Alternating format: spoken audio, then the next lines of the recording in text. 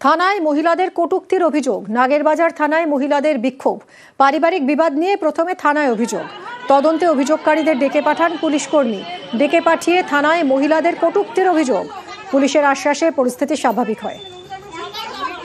আমার মাকে আমাকে ভিতরে ওভারকার সাহেব দেখেছিল। আমার হাজবেন্ড ঠিকানাটা বলতে একটুখানি উল্টোপাল্টা হচ্ছিল। আমার মা যেই বলতে গেছে উনি ফট করে বলছে আপনার বেশি চুলকানি। ফট করে প্রতাপ আমার হাজবেন্ডকে আবার বলছে যখন তোমার বউ পড়ে গেছিল তুমি কোথায় ছিলে, বিছনায় শুয়েছিলে? আমাকে বলতে পারতো, আমি ধরে নিতাম। ওটা কি ওনার বলা উচিত? আমি এর ন্যায় চাই, স্যারকে ক্ষমা চাইতে হবে। অভিযোগ নিচ্ছে না তো আমাদের, আবার বলছে কি আপনার নামে কেস চলছে, আপনি রাতারাতি ঘর ছেড়ে দিন।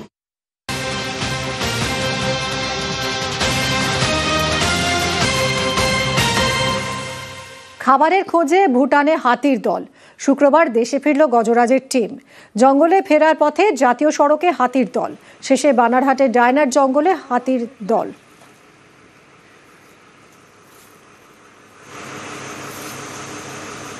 খাবারের খোঁজে ভুটানে হাতির দল। শুক্রবার দেশে ফিরল গজরাজের টিম। জঙ্গলে ফেরার পথে জাতীয় সড়কে হাতির দলের দেখা মিলল। বানারহাটের ডায়নার জঙ্গলে পাঠানো হয়েছে তাদের। এটা কালকে সন্ধ্যাবেলা এরা ওই রোড এবং রেললাইন পার হয়ে চ্যাংমারি বাগানের দিকে গেছিল। ওখান থেকে ওই বাগানের ঘাস টাস বা ওইদিকে ভুটান বর্ডারের দিকেও চলে যায়। ওখান থেকে আজ সকালে যখন ভোরে ব্যাক করে তখন ওখানে আটকে যায় আর কি। সকাল থেকে ওটা পার হতে পারেনি, সেটাকে আমাদের স্টাফটা গিয়ে ওটা রোডটা পার করে ওদের যে সেফ এরিয়া সেখানে পাঠানো হলো। 25 থেকে 40 টাকা দেয়। 27-28 অক্টোবর তিনি কলকাতায় আসেননি বলে নিউজ 18 বাংলায় দাবি করেছিলেন এই অভিযুক্ত বিডিও। দত্তাবাদের স্বর্ণ ব্যবসায়ী খুনে চাঞ্চল্যকর তথ্য সামনে আসছে। সোনার ব্যবসায়ীকে 28 অক্টোবর অপহরণের অভিযোগ। 29 অক্টোবর ইন্ডিগোর বিমানে শিলিগুড়ি ফিরে যান বিডিও, সেই প্রমাণ রয়েছে। ইন্ডিগোর 6134 বিমানে কলকাতা থেকে শিলিগুড়িতে যান বিডিও। বিধাননগর দক্ষিণ থানার পুলিশের হাতে বিডিওর বিমানের টিকিট। অনুপ রয়েছে সঙ্গে। অনুপ, আরো জোরালো হচ্ছে তার মানে এই অভিযোগ বিডিওর বিরুদ্ধে যা উঠছে?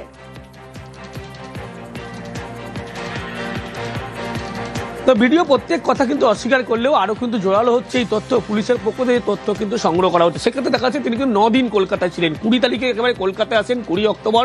পরবর্তী ক্ষেত্রে দেখা যাচ্ছে 29 অক্টোবর তিনি কলকাতা থেকে আবার বাগডোগরাতে শিলিগুড়ি ফিরে যাচ্ছেন। সেক্ষেত্রে দেখা যাচ্ছে সন্ধ্যা 6:10 ঘড়ির কাঁটায় তখন কিন্তু এই যে ফ্লাইট এবং সেখানে 6134 এই বিমানে করে তিনি ফিরে গেছিলেন এবং সিট নাম্বার ছিল 26A এবং উইন্ডো সিট ছিল কিন্তু এমনটাই কিন্তু একেবারে পুলিশের পক্ষ থেকে স্পষ্ট করা হচ্ছে। এবং গতকালই বিধাননগর দক্ষিণ থানার পুলিশ তারা কিন্তু এয়ারপোর্টে পৌঁছয় এবং সেখানে আগেই পুলিশের পক্ষ থেকে অফিসিয়ালি মেল করা হয়েছিল যাতে তাদের এই ফুটেজ একেবারে দেওয়া হয়। পুলিশের পক্ষ থেকে মেল করার পরবর্তী ক্ষেত্রে বিমানবন্দর কর্তৃপক্ষ সেই ফুটেজ অর্থাৎ ভিডিও যে কলকাতায় এসেছিলেন, কলকাতা থেকে আবার ফিরে গিয়েছেন, এই প্রত্যেকটি ফুটেজ কিন্তু ইতিমধ্যেই পুলিশের হাতে।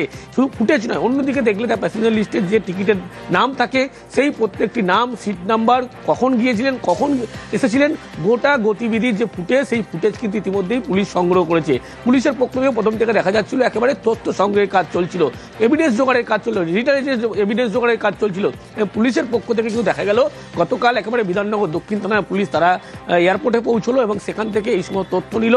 তার পাশাপাশি একেবারে ফুটেজ সংগ্রহ করলো, যে ফুটেজ কিন্তু একেবারে আগামীতে তদন্ত প্রক্রিয়া যাতে এগিয়ে নেওয়া যায় সেদিকে কিন্তু আরও এই গ্রহণ হবে এমনটা মনে করা হচ্ছে। তার কারণ ফুটেজই কিন্তু একেবারে পুলিশ হাতিয়ার করছে। প্রথম দিন থেকে লক্ষ্য করা 7 ঘন্টা বেশি ফুটেজ কিন্তু হাতিয়ার করেছিল।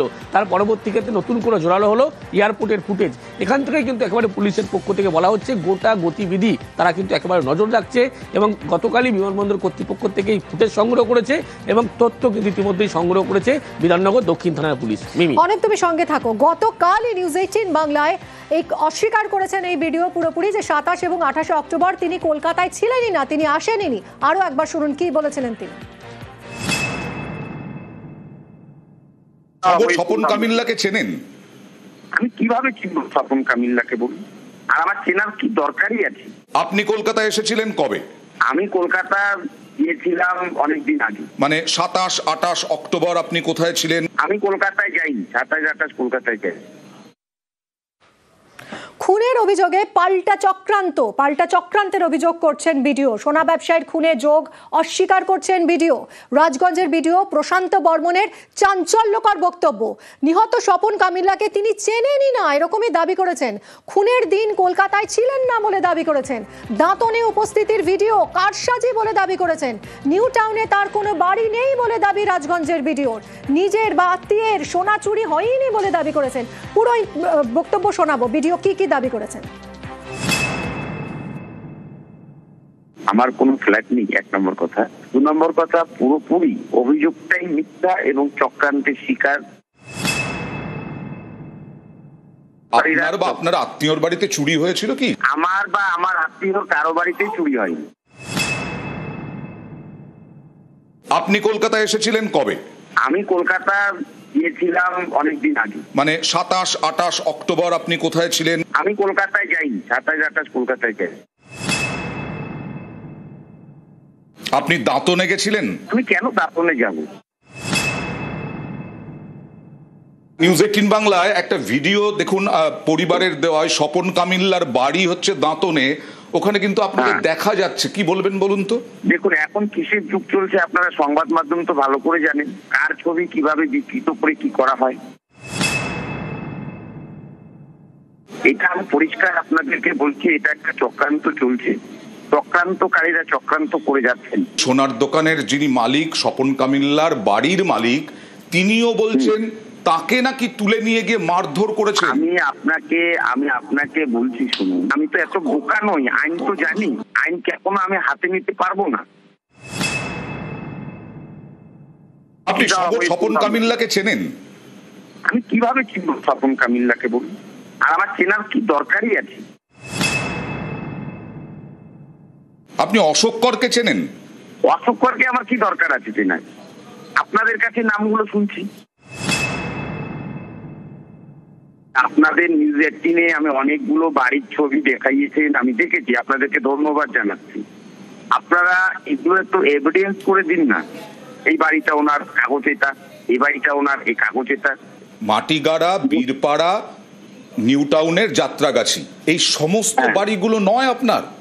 আমি প্রশান্ত বর্মন আপনার বাড়িতে গিয়ে ঘুমালে ওই বাড়িটাও আমার হয়ে যাবে? মাটিগাড়ার বাড়িতে তো আপনাকে দেখা গেছে। আমি এখানে তো ভাড়া নিয়েছি। আপনার আওয়াজ শোনা গেছে বাইরে, আপনি সাংবাদিকের সঙ্গে কথা বলছেন, আমি এখানে তো ভাড়া নিয়েছি, ভাড়া নিয়ে থাকি এখানে। আসল বাড়িটা কোথায়?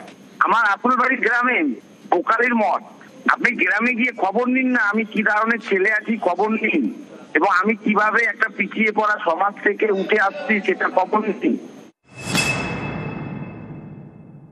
দেখুন, মানুষ যখন বিপদে পড়ে তারা কারণ বলে, এটা প্রমাণ হবে, তদন্ত হবে। আজকে ঠিকাদাররাও দুর্নীতির অভিযোগ করেছেন আপনার বিরুদ্ধে।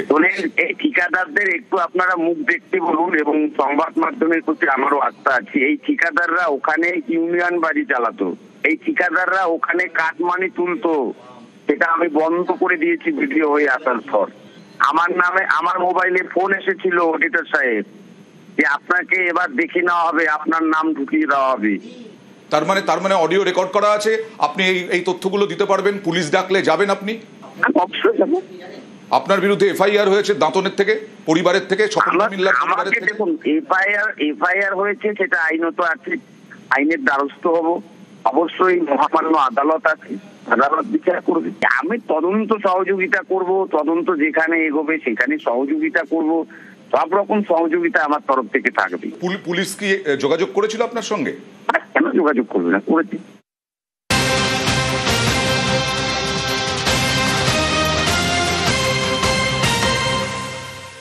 অভিযুক্ত রাজগঞ্জের বিধায়ক প্রশান্ত বর্মনের বাড়িতে কাজ করেন অশোক কর, তার কুকুর দেখাশোনা করেন। এই অশোক করকে জিজ্ঞাসাবাদ। অশোক করের বিরুদ্ধে বিডিওর বাড়িতে চুরির অভিযোগ, চুরি করায় বিডিওর বিরুদ্ধে মারধরের অভিযোগ অশোকের। গতকালই নিউজ 18 বাংলায় বিস্ফোরক অশোক কর, বিডিওর কীর্তি ফাঁস করে অভিযুক্ত অশোক কর। বিডিওর যাবতীয় কুকীর্তি ফাঁস করে দেয় এই অভিযুক্ত অশোক কর। কথা বলবো আবারও অনুপ রয়েছে সঙ্গে। অনুপ, এই অশোক করকে কি পুলিশ জিজ্ঞাসাবাদ করছে?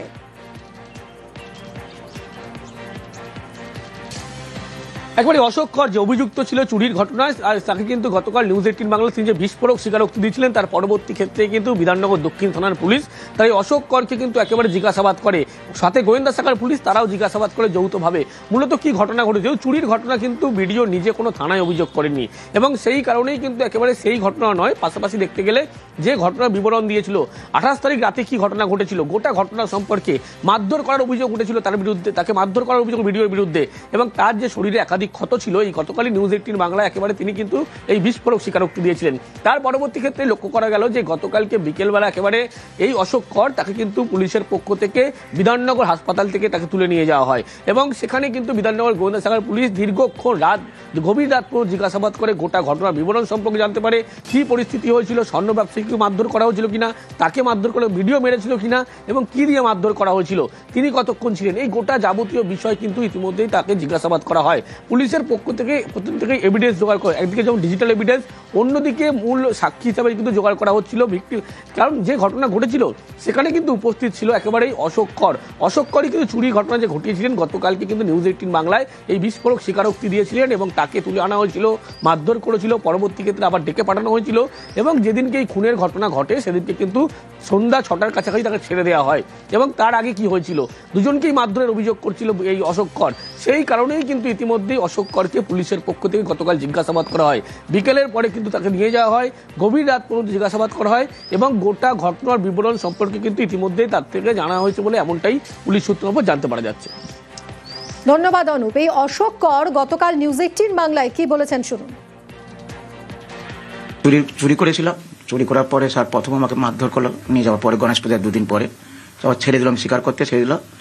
আমি কাকে দিয়েছি বললো, আমি বললাম বসন্তকে শহীদের স্বপন কামলিয়াকে দিয়েছি, বলতে আমাকে ছেড়ে দিল। তারপরে 28 তারিখে আবার আমাকে ডাক করলো, উনি স্বর্ণবালা এলো, আসতে দুজনকে মারধর করলো, করতে আমি স্বীকার করে গেলাম যে ওনাকে দিয়েছি, উনিও বললো আমাকে দিয়েছে, আমি কালকে মাল দিয়ে দেবো, সোনাবালা বললো, ও থাকলো, আমি চলে এলাম। গয়না ছিল মোটামুটি এই টাইমে একটা ওই চুরি ফুড়ি কতটা, ওই 500-600 500 গ্রাম গ্রাম 500 গ্রাম। আমি কুকুরি দেখাশোনা করে এই বলছি না নেশার ঘরে লোভে করে ফেলেছি।